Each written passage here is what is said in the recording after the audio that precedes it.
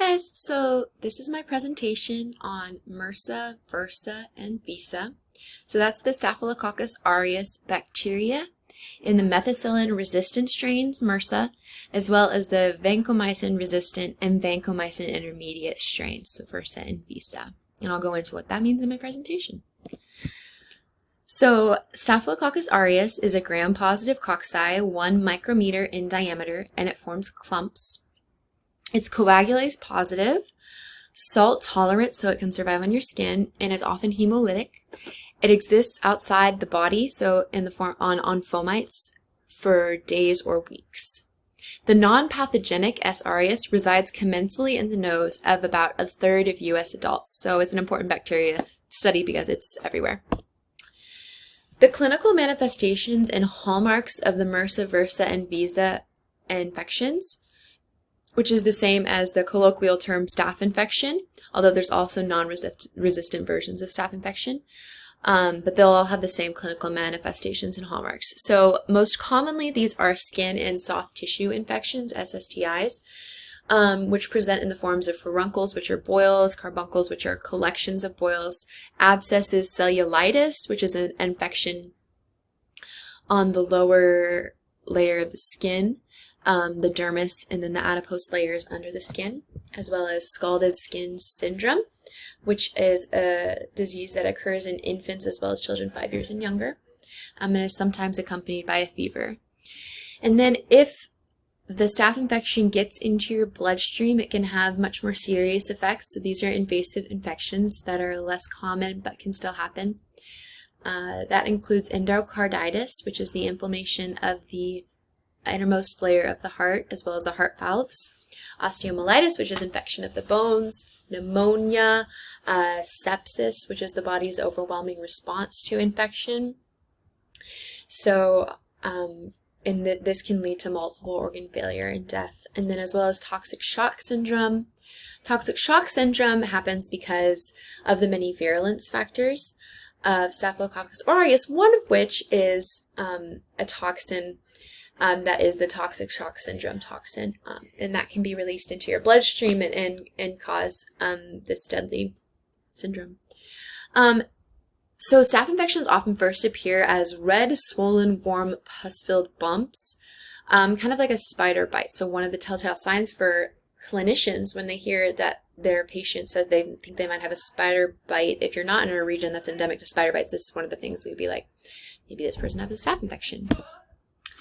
So the types of Staphylococcus aureus infections, again, the clinical manifestations are the same, but the strains are different because of their resistances to different antibiotics. So we have the methicillin susceptible, and that's not resistant to methicillin.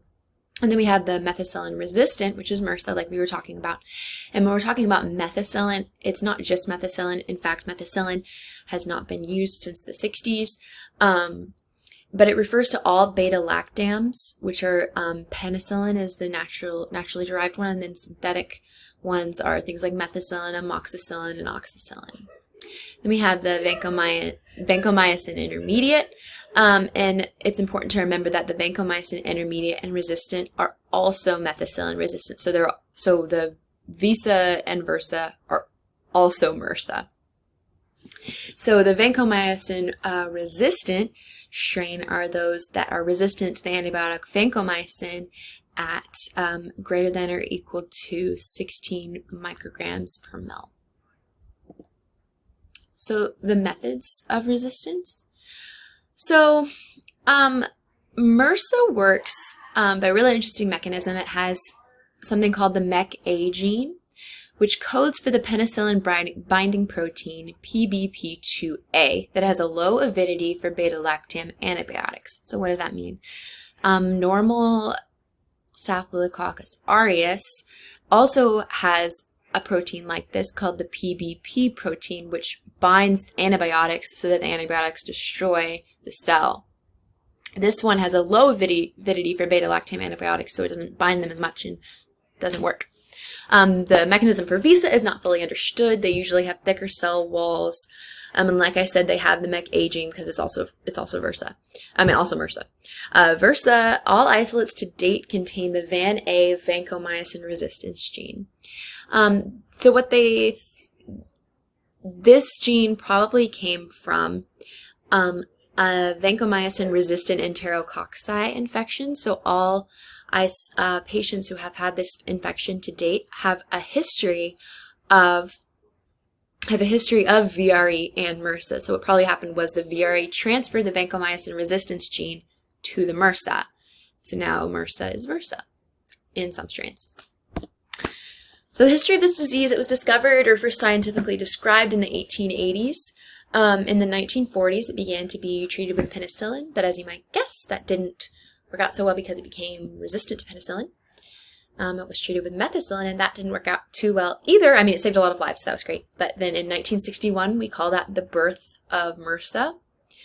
MRSA is historically a hospital-acquired infection, so at first you didn't get it unless you had been your medical personnel or you had been receiving a procedure or something like that. And after it became methicillin resistant, it was treated with vancomycin. Late in the 1990s, we have our first 4 pediatric deaths as a result of community-acquired infection. So this was the first time that we saw it not acquired in a hospital, but acquired in the community. So that's really important. In 1997, we identified the first VRSA strains, and in 2002, the first VRSA strains, the first vancomycin-resistant strains. Trends from 2000 to 2010 show increasing levels of community-associated MRSA as well as decreasing use of vancomycin as primary antibiotic therapy, which is good. We're finding other antibiotics that hopefully have less resistance. Trends from 2005 to 2012, we see a decrease in hospital-acquired MRSA, mostly because hospitals are developing better preventative measures. So at-risk populations and how it's spread. One of the most common causes of infections associated with hospital-acquired infections and indwelling medical devices is MRSA. So hospital-acquired MRSA, people with indwelling medical devices such as catheters and central lines are more at risk. People who recently had a medical procedure or are immunocompromised are also at risk. Community-acquired MRSA, so that's people who are in close contact with other people who have a staph infection, people who are immunocompromised or have cuts or non-visible abrasions. Populations who are at risk are generally athletes, military recruits, prison inmates, nursing home residents, daycare attendees, and drug users. So just people who rubbing up against each other, or touching each other, or are in maybe not hygienic conditions or in medical situations. So current trends in MRSA. So hospital-acquired MRSA bloodstream infections decreased nationally by about 70% each year from 2005 to 2012. So that was really good. But the CDC does warn that these reductions have started to stall. So we had a really good, we're getting it, and then it started to stall, and this may be tied to the opioid epidemic. That was one thing that the CDC suggested in their warning. More people are injecting themselves, and so that is one of the risk factors for a MRSA infection.